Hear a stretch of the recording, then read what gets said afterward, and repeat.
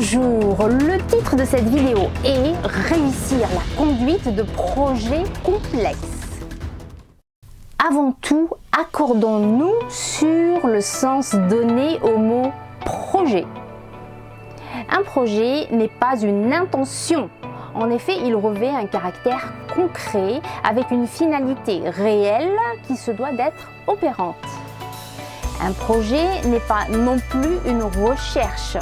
Il peut inclure une phase de R&D, mais celle-ci ne doit servir que la finalité réelle et opérante. Un projet n'est pas une planification.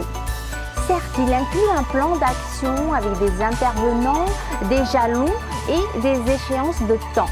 Mais cela ne suffit pas. Un projet n'est pas non plus une opération de production. Bien que l'on puisse s'appuyer sur des modèles de production connus et éprouvés, on ne peut pas les utiliser tels quels pour un projet. Qu'est-ce qu'un projet ? Un projet est avant tout une réponse à un besoin.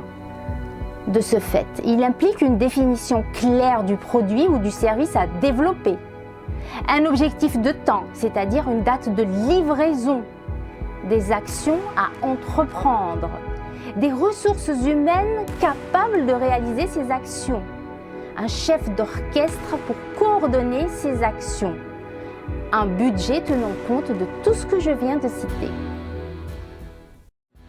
Donc, on peut dire qu'un projet est un ensemble d'actions définies de façon spécifique et suivant une méthodologie adéquate, de telle sorte à construire progressivement, selon un mode adaptatif, une réalité à venir pour laquelle il n'y a pas d'équivalent exact dans le présent.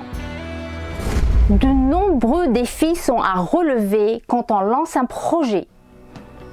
Il faut réorganiser les équipes et les services pour s'adapter à la charge et à la technicité des tâches.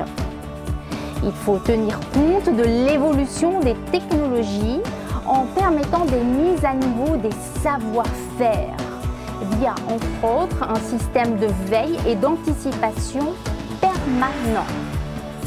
Les spécificités et les contraintes techniques inhérentes au contenu du projet doivent être gérées avec le plus grand soin. Elles nécessiteront le recours à des experts fiables, souvent chers et peu disponibles. Il faut aussi savoir arbitrer parmi les exigences des clients qui sont toujours de plus en plus difficiles à satisfaire. Il est important d'intégrer la décentralisation des responsabilités en mettant en place un système de coordination et de communication efficace propre au projet. Enfin, le nerf de la guerre. Il faut savoir gérer les contraintes économiques qui s'expriment en termes de coûts, mais aussi de délai. Comment maximiser le processus de réalisation du projet ? D'abord, il faut maîtriser parfaitement tous les processus du projet. Puis, il faut mettre en œuvre un pilotage efficace. Pour réussir ce pilotage, il faut exceller dans le management des hommes. Il s'agit d'un management précis, rationaliste, mené de façon soutenue et adapté à chaque situation et problématique du projet. Le but de ce management propre à la gestion de projet est de ne laisser absolument aucune place à l'approximation, et ce, que ce soit pendant la phase de définition, de conception ou de développement. Néanmoins, attention, le management à lui seul ne sert à rien si des ressources clés vous manquent. Le projet a besoin de compétences spécifiques, adaptées et interdépendantes. S'il vous en manque, le projet échouera. Attention au budget et aux ressources allouées au projet. Autant il est absurde de mettre en place des organisations disproportionnées à la taille des projets, autant les économies que pensent faire certains certaines entreprises en rognant sur les équipes de projet se révèlent systématiquement désastreuses en fin de compte lorsqu'il aura fallu apporter au dernier moment des corrections coûteuses à des problèmes évitables et prévisibles. Il faut savoir investir 1 à 2% du coût du projet pour en sauver 10 ou 20% sur les aléas. Comment doit travailler le chef de projet ? Le chef de projet doit fixer les objectifs, la stratégie, l'organisation ainsi que les moyens à mettre en œuvre. Il doit coordonner les actions séquentielles et concomitantes.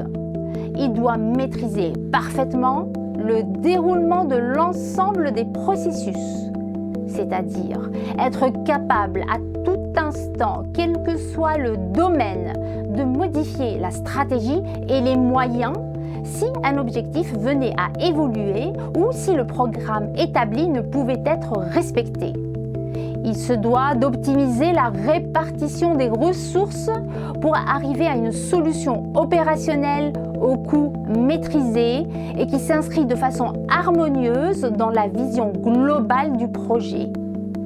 Aussi, puisque l'objectif du management de projet est de faire plutôt que de faire tout soi-même, ce qui est rapidement au-dessus des possibilités humaines, le chef de projet devra organiser les équipes de réalisation pour chaque métier, discipline et veiller à la bonne exécution de leurs travaux en installant des relais, c'est-à-dire des chefs de projet techniques ou des référents métiers fiables et rigoureux qui géreront chacun une équipe d'un métier dont ils ont l'expertise.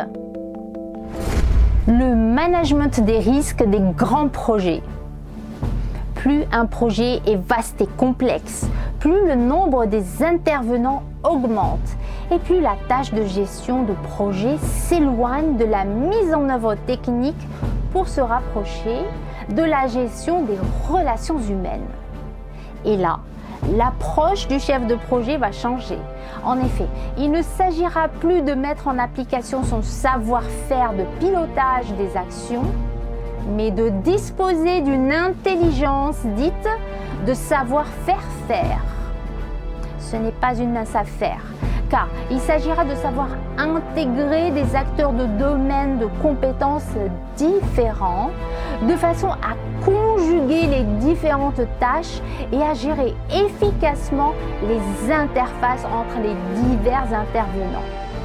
C'est au prix de ce travail fastidieux que les risques projets seront identifiés à temps et mesurés et réduits grâce à la synergie des intervenants et à la conjugaison des multiples compétences au service du projet. Le chef de projet se trouve face à un sacré dilemme. Il doit piloter le projet en veillant à maintenir à tout instant le juste équilibre entre trois exigences souvent contradictoires. Le contenu technique et les performances du futur produit ou service. Le coût du projet et de la production et maintenance du futur produit ou service. Le délai de mise sur le marché. À ressources égales, si l'on veut se rapprocher d'un des pôles, on s'éloigne nécessairement des deux autres. Comment pratiquer un management de projet efficient ? Un management de projet efficient n'est jamais répétitif. Il nécessite la mise en place d'une organisation spécifique, distincte de la structure de l'entreprise, spécialement adaptée et temporaire, voire évolutive au cours du déroulement du projet. La logique du projet étant basée sur la satisfaction d'un besoin, son management doit en permanence s'adapter à des modifications fréquentes et souvent importantes, bien que leur importance doive diminuer au fur et à mesure de l'avancement du projet. Le management doit aussi proposer des solutions qui tiennent compte non seulement du coût, mais aussi des délais et de la performance technique.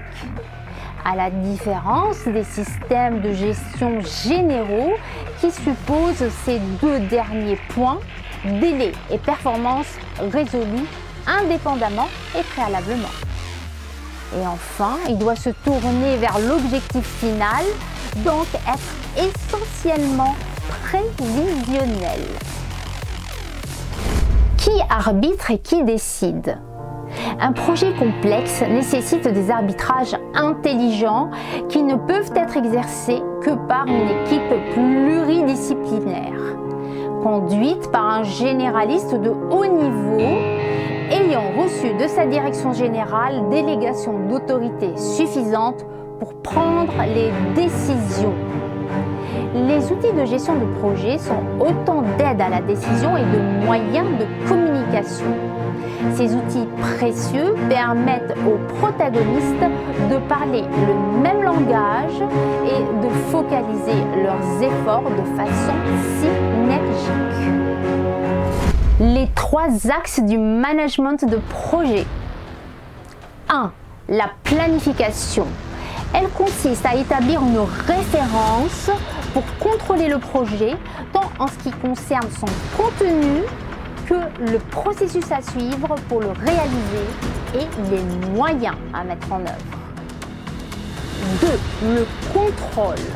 Avant tout, il faut mettre en place les systèmes d'information et les outils correspondants pour partager les données entre les différents intervenants et faciliter le contrôle de l'avancement du projet.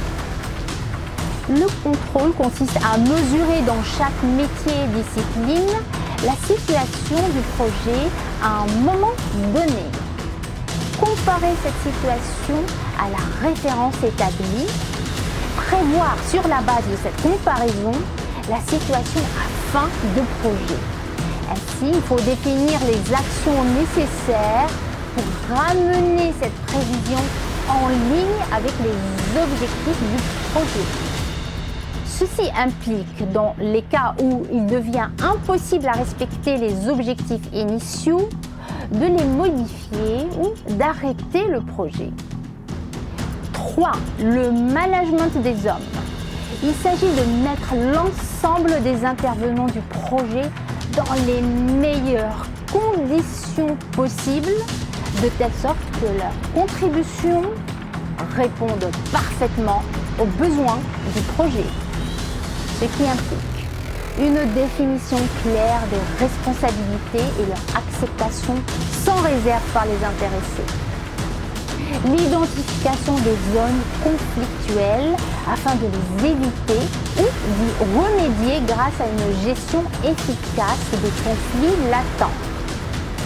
Motiver les hommes afin que l'ensemble de leurs capacités soit mise à la disposition du projet et qu'une intelligence collaborative se mette en place sur la base d'une communication factuelle et positive.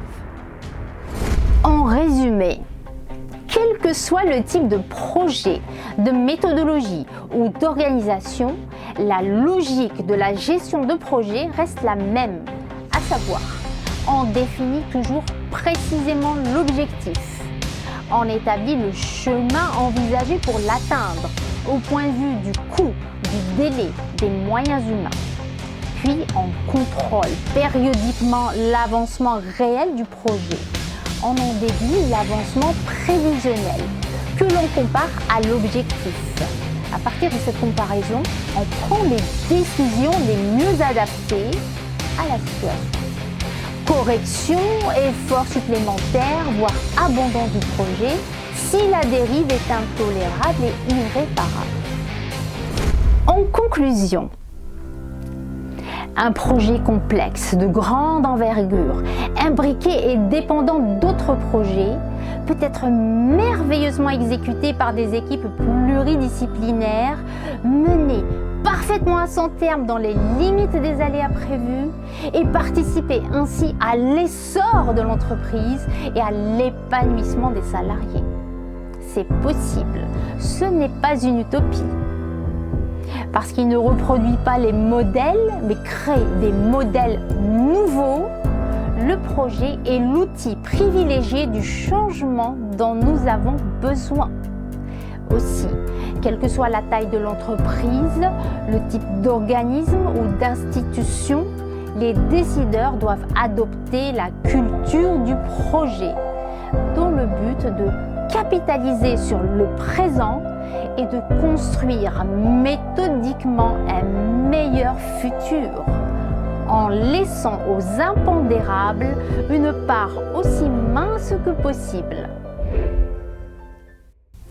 En dessous de la vidéo, vous trouverez un lien pour vous inscrire à notre newsletter et l'adresse de notre site internet afin d'y découvrir tous nos services. N'hésitez pas à partager cette vidéo et à cliquer sur le pouce j'aime si vous l'avez appréciée.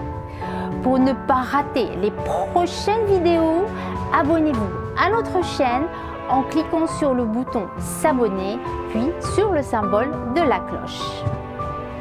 Merci et n'oubliez pas, comme dit Thomas Edison, si nous faisions tout ce que nous sommes capables de faire, nous en serions abasourdis.